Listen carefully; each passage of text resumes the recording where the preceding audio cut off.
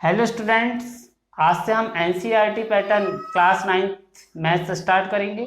यदि आप 9th के स्टूडेंट हैं और मैथ्स और साइंस की क्लास लगाना चाहते हैं तो हमारे चैनल को सब्सक्राइब करें। आज हम देखेंगे अध्याय 1 चैप्टर फर्स्ट संख्या पद्धति नंबर मेथड। नंबर मेथड में हम सबसे पहले देखेंगे 4 प्रकार की संख्या: प्राकृत संख्या, पूर्ण संख्या, पूर्णांक संख्या और परिमेय संख्या। तो आइए हम देखते हैं सबसे पहले प्राकृत संख्या। प्राकृत संख्या होती क्या है? मान लीजिए आप एक संख्या रेखा है, संख्या रेखा पे खड़े हैं। संख्या रेखा जिसमें 0 से लेके यहाँ पे राइट हैंड साइड में 1 2 3 अनंत तक और -1 1 -2 -3 से इन्फिनिटी तक संख्याएं होती है। मान लीजिए आप +1 पर खड़े हैं, धनात्मक 1 पर खड़े हैं और चलना स्टार्ट करते हैं। आपके पास एक थैला है जिसमें आप नंबर इकट्ठे कर रहे हैं। यदि आप 1 से स्टार्ट कर रहे हो तो आप 1 को उठाओगे, 2 को उठाओगे, 3 को उठाओगे और संख्याएं हैं जो उनको उठाओगे, मतलब आप 1 से लेकर अनंत तक की संख्याओं को उठाएंगे। तो आपके पास जो कोटरी में संख्याएं आएंगी उसे हम प्राकृत संख्या कैपिटल N कहेंगे, रियल नंबर। 1 से लेकर 1 2 3 4 5 6 और अनंत तक की संख्याएं प्राकृत संख्या कहलाती हैं, जिसे हम कैपिटल N से दर्शाते हैं। अब इसके अतिरिक्त यदि आप 1 के अतिरिक्त रिवर्स आकर 0 को भी उठा लेते हैं, मतलब आप इस कोटरी में 0 को इंटर कर देते हैं और वो संख्या जो पुरानी है वो है, तो 0 1 2 3 4 5 6 और अनंत तक की संख्याएं आपकी पोट्री पे हो गई। तब उस पोट्री को हम पूर्ण संख्या होल नंबर कहेंगे, जिसे हम कैपिटल W से प्रदर्शित करते हैं। पूर्ण संख्या मतलब 0 1 2 3 4 5 और अनंत तक की संख्याएं पूर्ण संख्या कहलाती है। अब आप ये 0 से स्टार्ट करके और -1 -2 -3 -4 और यहाँ इन्फिनिटी तक जाते हैं तो आपके पास क्या हो गया? 0 1 2 3 4 यहाँ पे इन्फिनिटी तक और -1 -2 -3 -4 और यहाँ पर इन्फिनिटी तक की संख्या आपके पास हो गई। तो 0 और प्लस धनात्मक और ऋणात्मक संख्या मिलकर क्या बनाती हैं? पूर्णांक संख्या बनाती हैं, जिसे हम कैपिटल Z से प्रदर्शित करते हैं। अब इसके बाद इस संख्या रेखा में परिमेय संख्या भी होती है, जैसे 1/2 4/3 3/5। इस टाइप की संख्या जो P/Q के रूप में हो, मतलब वह संख्या जो P/Q के रूप में हो, परिमेय संख्या कहलाती है। यहाँ पर यदि -1 है तो इसको हम परिमेय संख्या कह सकते हैं। क्यों? क्योंकि -1 के नीचे कोई संख्या नहीं है, मतलब Q में कुछ नहीं है, तो हम उसको 1 हम मान सकते हैं। यदि -5 है तो वह भी एक परिमेय संख्या, क्योंकि -5 के नीचे 1 है। यदि 6 है तो 6 भी एक परिमेय संख्या है, क्योंकि यहाँ 6 के नीचे क्या है? 1 है। अब इसके अतिरिक्त यदि हर में, मतलब जो नीचे वाली संख्या है उसके नीचे यदि 0 हो तो वह परिमेय संख्या कहलाती नहीं है। मतलब ऐसी कोई संख्या यहाँ पे संख्या रेखा पर नहीं है जिसके हर में 0 हो। 0 भी एक परिमेय संख्या है, क्योंकि 0 के नीचे हम क्या लगा देते हैं? 1 लगा सकते हैं, क्योंकि ये संख्या रेखा में आ रहा है। अब P/Q के हमने रूप में इसको लिख दिया, इसलिए ये भी एक परिमेय संख्या है। तो परिमेय संख्या की परिभाषा क्या हो गई? वह संख्या जो P/Q के रूप में हो परिमेय संख्या कहलाती है। परिमेय संख्या में कुछ शर्त होती है कि Q बराबर नहीं होना चाहिए 0 के। दूसरी शर्त क्या होती है? P व Q में सहअभाज्य हो। अब सहअभाज्य का मतलब हम समझते हैं कि सहअभाज्य का मतलब क्या है? मतलब P व Q में कोई भी ऐसा गुणनखंड नहीं होना चाहिए जो ऊपर भी हो नीचे भी हो। जैसे मान लीजिए आपने यहाँ पे लिखे 10/20, यह सहअभाज्य संख्या। क्यों? क्योंकि 10 के गुणनखंड निकालो आप, क्या आएगा? 5 × 2, और 20 के गुणनखंड निकालो 5 × 2 × 2, ये 20 के गुणनखंड आते हैं।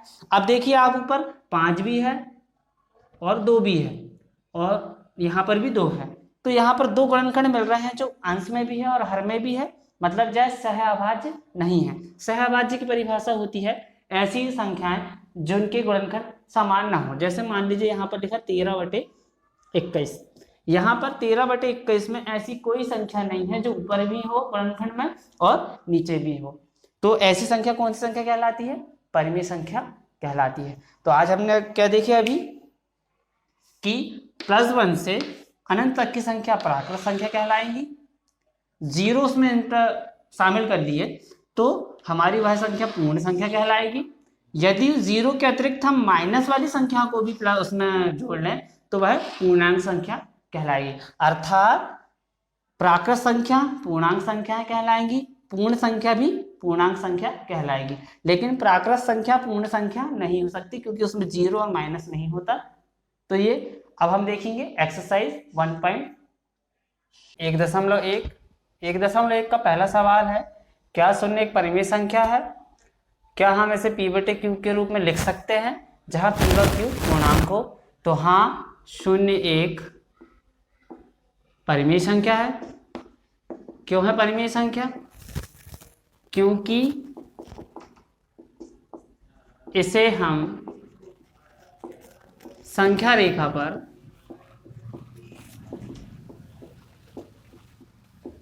लिख सकते हैं, शून्य की संख्या रेखा पर हम लिख सकते हैं। और दूसरा कंडीशन क्या है, क्या इसे हम p/q के रूप में लिख सकते हैं? p/q के रूप में लिखने के लिए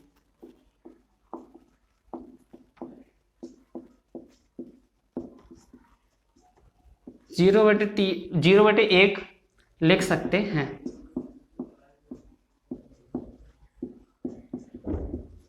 p/q के रूप में लिखने के लिए हम शून्य को 0/1 लिख सकते हैं क्योंकि हर संख्या के नीचे एक होता है। अब यहाँ पर सेकंड कंडीशन क्या है, जहां p बराबर 0 व q बराबर क्या है 1 है, तो p व q दोनों क्या होगा पूर्णांक होगा और q बराबर नहीं है 0 के, तो हमारी पूरी शर्त भी हो गई, जहां p व q पूर्णांक भी है और q बराबर नहीं है 0 के। अब सेकंड क्वेश्चन क्या है हमारा, प्रश्न क्रमांक 2 है, 3 व 4 के बीच 5 परिमेय संख्या ज्ञात करना है।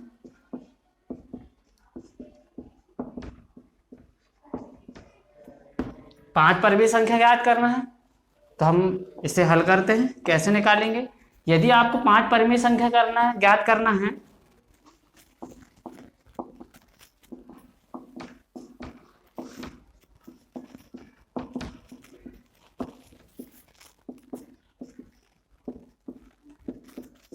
इसलिए क्या करेंगे, 5 में पहले 1 जोड़ दो तो क्या जाएगा 6।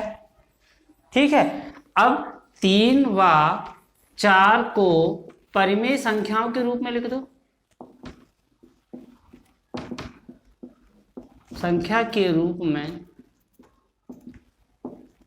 लिखने पर क्या है परिमेय संख्या का रूप, 3 को हम 3/1 लिख सकते हैं और 4 को क्या लिख सकते हैं 4/1। अब हमारे पास क्या आ गया, 3/1 एक परिमेय संख्या और 4/1 एक परिमेय संख्या। अब इनके बीच की हम परिमेय संख्या निकाल सकते हैं। कैसे? दोनों पक्षों में जो 5 और 1 6 करे हैं ना हमने, 6 का अंश व हर में गुणा करने पर